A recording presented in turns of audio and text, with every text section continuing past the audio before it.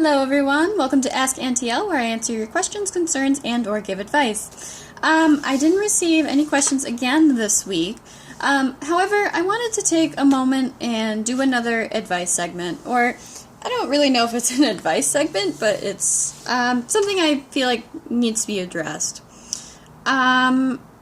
This whole idea of men and women and equality. Now, I know this is a whole big can of worms, but I wanted to talk about it a little bit, because recently I saw a video of a woman who's been around all over the internet saying that she is not a feminist. Now, when we hear a woman say that she's not a feminist, that really makes everyone go, wait, what? But I guess what she means to say is she's not a third-wave feminist, which unfortunately has brought to light a lot of negativity in the terms of the feminist movement. And I'll be honest, I consider myself an equalist. I do not consider myself a feminist. Now, I know many of you are thinking, wait, what? What does that mean? I like to think that I support both men and women. I don't like to think that the world needs to be ruled by an iron vagina.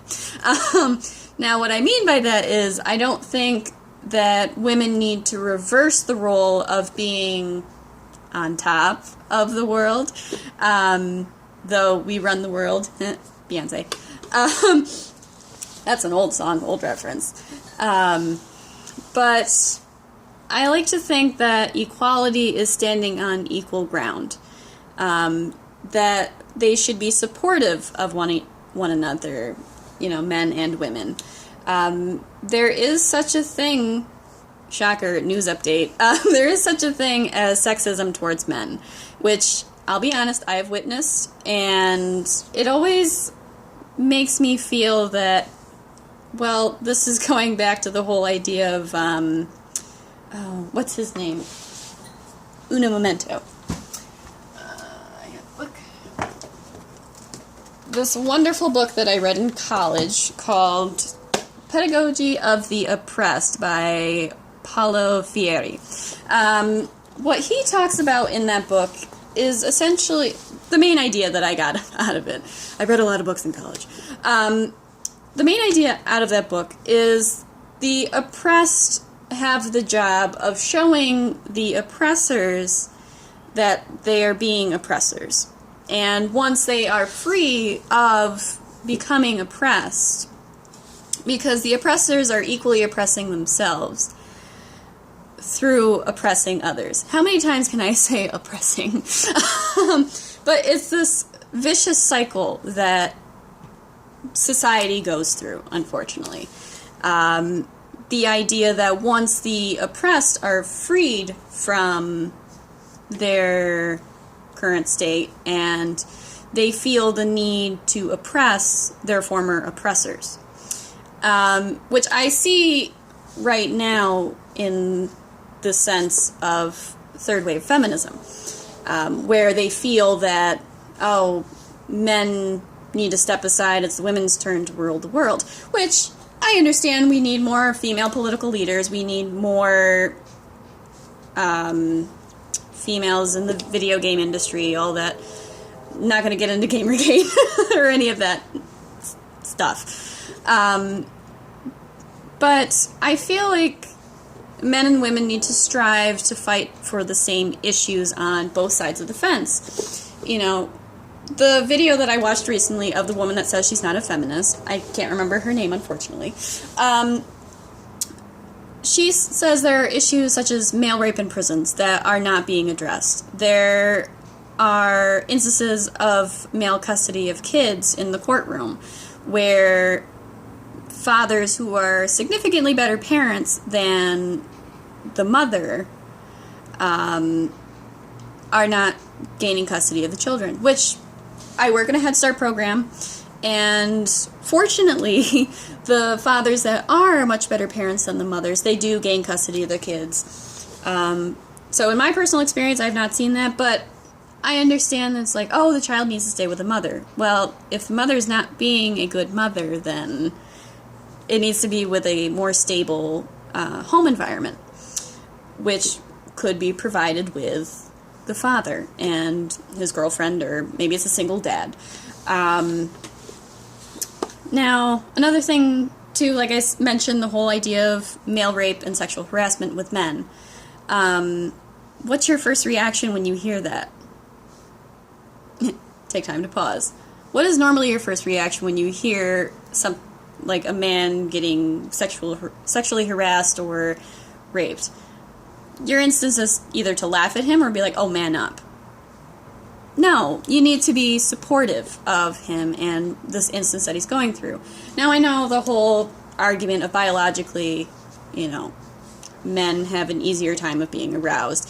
But if a man is put in a situation where he is not aroused and he's not consenting to the act given, obviously it's rape or harassment. It's the same idea as with women. Now I know men are supposedly physically stronger than women, but say you have a woman that is, 250 pounds or something like that, and the man that she is attempting to rape is 150 pounds. Well, she's bigger than him. Obviously, she's going to overthrow him, And it doesn't even have to be actual penetration. It could just be, trying to provide sexual pleasure through oral sex. It's not that hard when you really think about it. It's not really that difficult of a concept. Now, in the same breath, I know I've talked a lot about men, but men, you also need to be supportive of women, because whether you like it or not, we provide the next generation for you. And without us, you're SOL. But in the same idea, I want men to take a step back. Now, I know we've probably seen this all over the internet and everything, but the idea of men, when you're doing something to a woman that is probably wrong, whether it be harassing them, putting them down, saying, like you throw like a girl and stuff. Now, if it was your mother or your grandmother or your future daughter that was hearing all of this or being put in this situation, how would that make you feel? If that was your daughter that was getting held down by a bunch of guys and they were groping her and, stuff of that nature, would you, have the same feelings that you do when you do it to other women?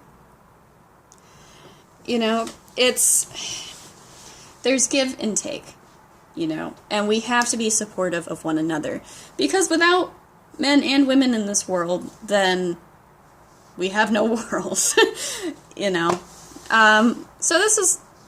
this is a shorter advice segment than I normally do.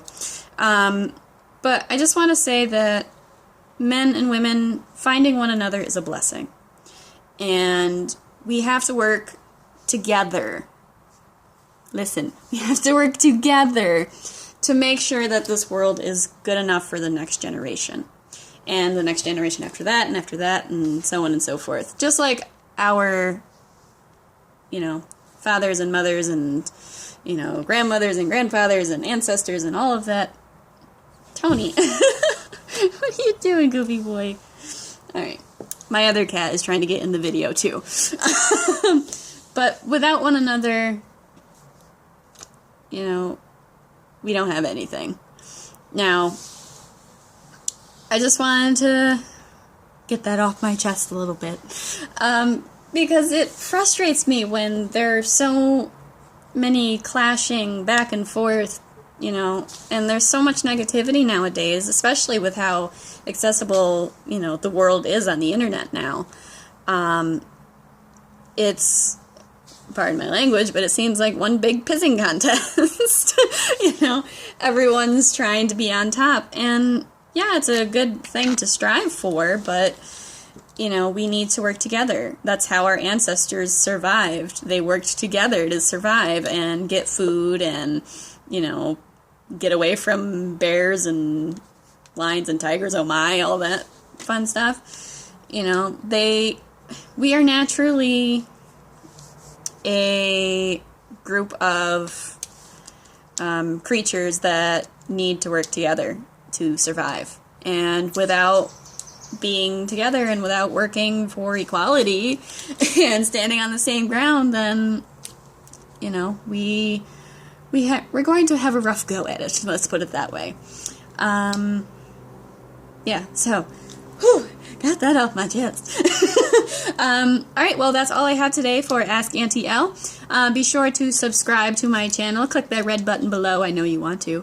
Also, be sure to like my Facebook page at Ask Auntie Elle, or you can follow me on Instagram at ask_auntie_Elle. So, I will see you guys next Thursday, and stay tuned. Alright, bye-bye.